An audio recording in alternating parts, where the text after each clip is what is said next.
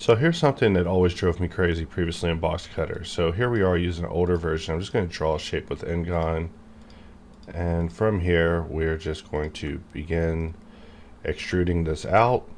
And if we grab the draw dot and we move this over to the other side, as in we move this draw dot from here to here, what do you expect is going to happen with the middle area?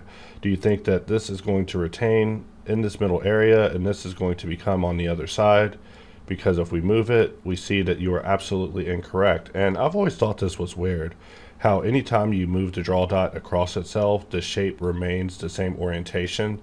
In fact, if we do it vertically, we see that the shape remains the same, which in a way is an anomaly unto itself, to have the shape perfectly oriented the exact same direction every time you move the draw dot across itself. This is something that just always stuck out with me, and I felt could use a degree of improvement whenever it comes to Boxcutter. So here we are back in the current, and let's press D, jump over to Ngon, and I'm just going to begin drawing a shape. My favorite shape. We'll just right click to cancel, press E. We don't even have to go into extrusion, but now whenever you have the latest version of Boxcutter, when you drag it to the other side, we see that the shape now mirrors.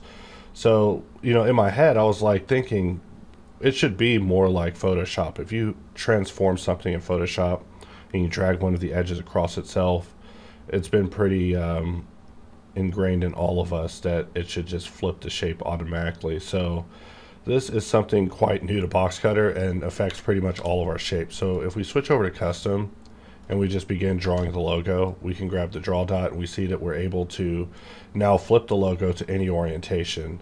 For example, on this side, if it's incorrect, we could always just press Shift tilde to rotate it inside until we have it correct. So you still have this degree of versatility whenever it comes to Boxcutter. We'll press Tab to get our draw dots, but if you just need to flip the shape, you're also able to do that. So I feel that more than likely we'll be coming back in the future, adding individual axial flip options to the helper itself for users to be able to do this on the fly. But for now, it's at least something that's behaviorally able to be done. And always keep in mind that just by holding Shift, we can keep this shape one-to-one, and now we're able to just flip it on its corner depending on what our anchor point currently is. So this just adds a lot more flexibility to Custom Cutter and Ngon, and pretty much any shape that has a specific setup that you have going with it. And ideally, it should calculate the normals correctly even when it's flipping on the fly, just like you're seeing. So that way you can just grab it, extrude it, you could hold Control to snap it to depth, click and apply, and we're done.